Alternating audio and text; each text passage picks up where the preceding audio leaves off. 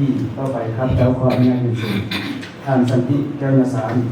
เส้นบทบันทึกความเข้าใจและกองประชุมเริ่มต้นโครงการพื้นภูและปกปักรักษาป่าไม้เมืองใหม่พิธีเส้นบทบันทึกความเข้าใจและกองประชุมเริ่มต้นโครงการพื้นภูและปกปักรักษาป่าไม้เมืองใหม่แขวงทุ่งสาลีได้จัดขึ้นในตอนเช้าของวันที่16 ตุลาคม 2025 นี้ที่ห้องประชุมแผนกกสิกรรมและสิ่งแวดล้อมแขวงโดยการเป็นประธานของท่านสันติแก้วยสารรองเลขาพรรคแขวงมีท่านท้องอาลีกรรมการพรรคแขวงหัวหน้าแผนกกสิกรรมและสิ่งแวดล้อมแขวงมีทานนางอีเรวไวศิลานต่างหน้าองค์การสุพรรณิมิตรสากลประจำสปป.ลาวเข้าร่วมมีบรรดาทานต่างหน้าองค์การสุพรรณิมิตรสากลประจำสปป.ลาว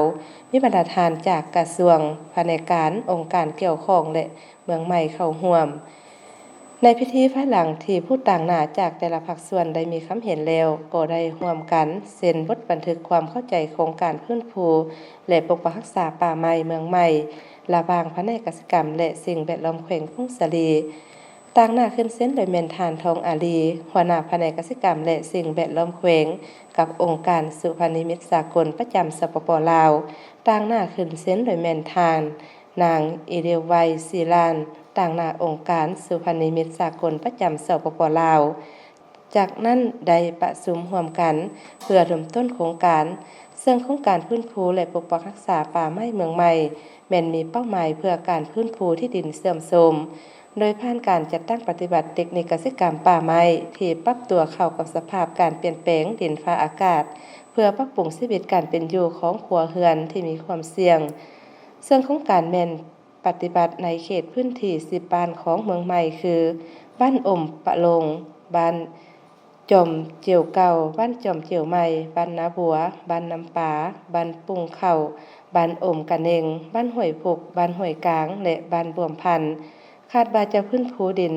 203 เฮกตาร์กลุ่มเป้าหมายจำนวน 3,139 คนหญิง 1,045 คนโดยโครงการจะดำเนินกิจกรรมระยะ2 ปีผลได้รับแม่นยกระดับขีดความสามารถของชาวเกษตรกรเพื่อปฏิบัติพื้นภูดินและเทคนิคกสิกรรมป่าไม้ที่ปรับตัวเข้ากับสภาพดินภาคอากาศสร้างตั้งการวางแผนการนำใช้ที่ดินแบบยืนยง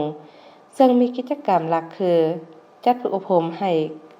กับผู้ร่วมงานของภาครัฐและชุมชนเกี่ยวข้องการวางแผนการคุ้มครองและนำใช้ที่ดินแบบมีส่วนร่วมดำเนินการวางแผนการคุ้มครองและนำใช้ที่ดินแบบมีส่วนร่วมในชุมชนเป้าหมาย